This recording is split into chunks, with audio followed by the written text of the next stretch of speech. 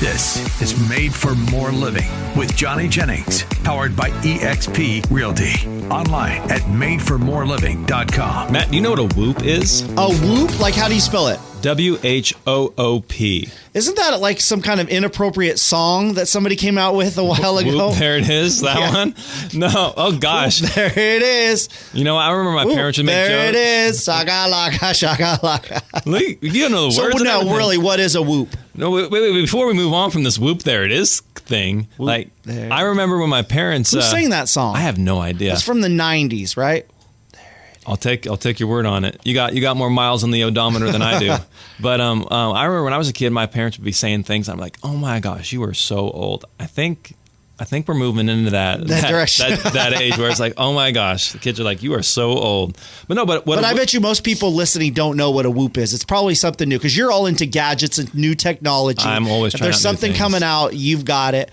Is that what I'm looking at on your wrist? Yeah. So it's black. It looks like a watch with no face. Correct. It's basically a band with a little device on the band, and so what it does, actually, real cool story. One of my friends in real estate, he's older than me. I think he's close to 60, and he went in for an annual checkup, and they're like, "Dude, you have type 2 diabetes," and he's like, "What are you talking about?"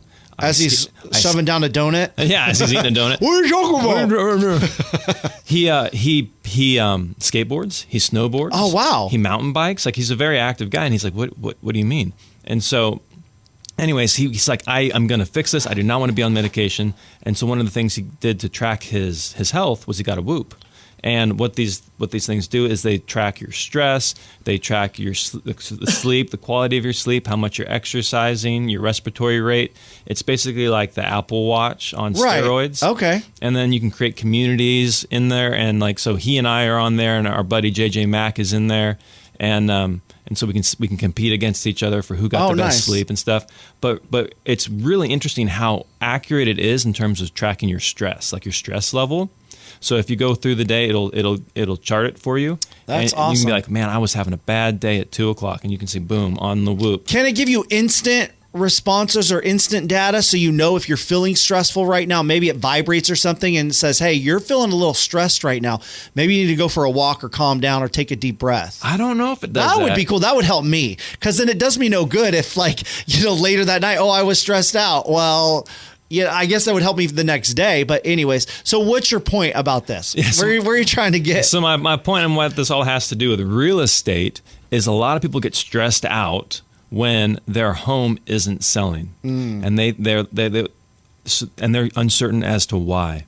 And so typically, if a home isn't selling, there's a number of things that you can go through this checklist and see. Real quick question. Yeah. What is their expectation? Because usually the reason they're feeling stressed out is because it's not meeting their expectation of what they thought would happen. Yeah. So at what point in the process are they starting to feel stressed out? It really depends on the person. So if they need a fast sale, then they're feeling that early on. If they're like, if it sells, it sells, then they're probably getting frustrated later in the process, right? And so how we handle it is we show up, we give them a market analysis when we meet them for the first time. If the home's a little tricky, if there's some more details to it, then we will actually take photos, and we will actually send it off to an appraiser, and we'll do what's called a desktop appraisal.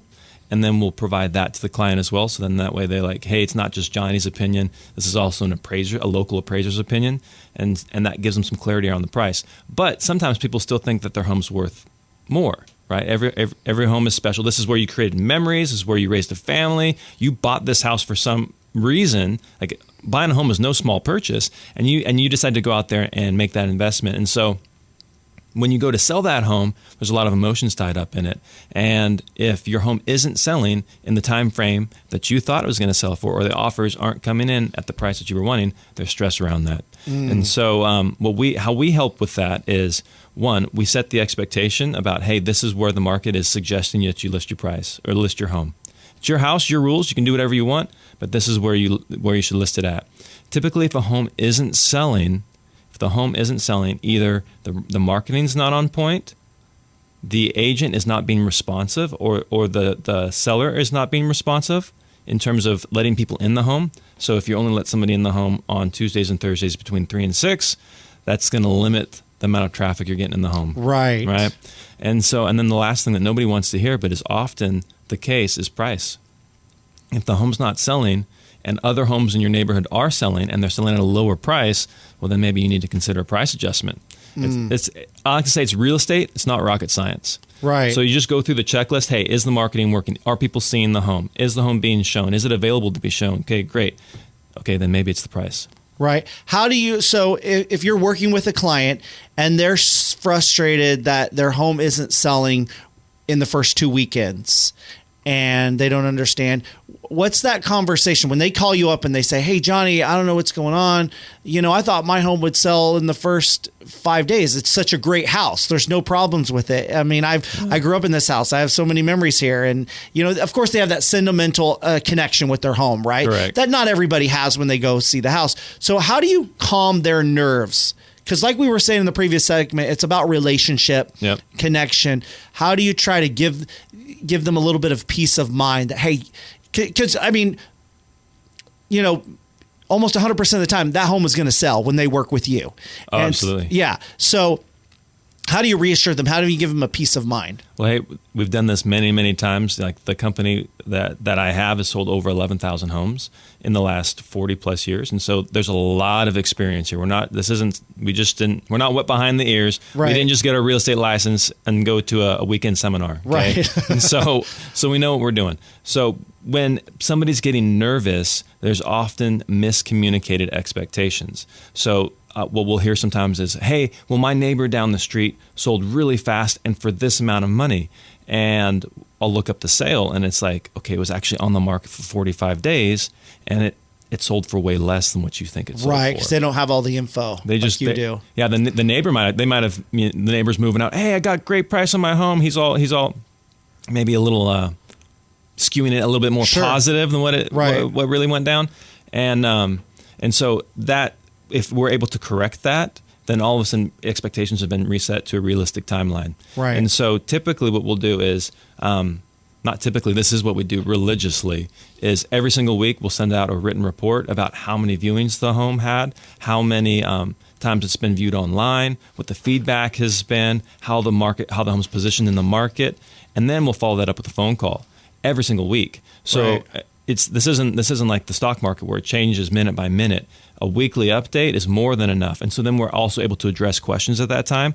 So oftentimes, again, when sellers are feeling nervous or stressed, it's because of a lack of expectations being met, miscommunicated expectations, and lack of communication.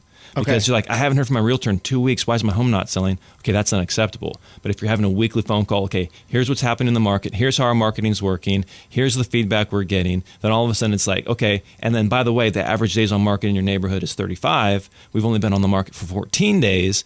Okay, this is normal. This is less of a stressful situation than I'd made it out to be. Okay, so I got my pen out. I got my paper. I want to go over it one more time before we end this segment. What are those keys again of why your home probably isn't selling? Let's go over those again. Yep. First one would be the marketing. Like, what is the real estate agent doing? So a lack of quality, good marketing. Yeah. And when you say marketing, explain that a little bit more.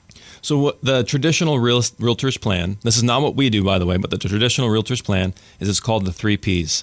They put a sign in the yard, they put it in the MLS, and then they pray that the home sells. Right? Hey, what's wrong with prayer? There's nothing wrong with it. There's nothing wrong. But if that's all you're doing, right, then your marketing is not like effectively working. So that's number one. Check with your real estate agent to make sure. Find out. Ask them, what are you doing to help market this home? Do they have a digital marketing campaign? Do they have a Bay Area buyer program where they're reaching out to Bay Area buyers? Do they have staff members who are actually like calling through the community and calling through that agent's database saying, hey, we have this great home that just came on? Like, are they calling people or are they passively waiting for their phone to ring? Yeah. Like, what are they doing? Because you could have the best home in town, but if nobody knows about it, then it's just going to sit there. Correct. Right? Okay, what's number 2? Number 2 is the condition of the home and the availability for it to be shown.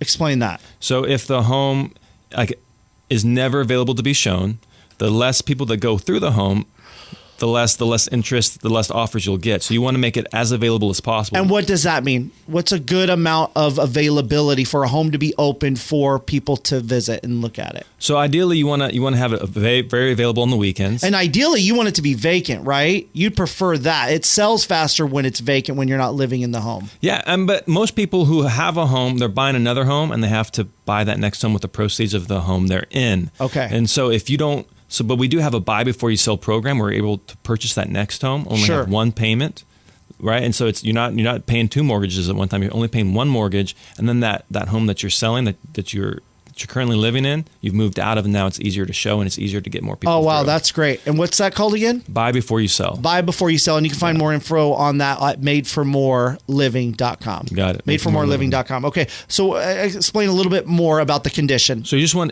so you want to be, the home has to be available to be shown, and then when it is shown, is it clean? Are the dogs put away? Is the dog hair cleaned up? Are there dishes in the sink?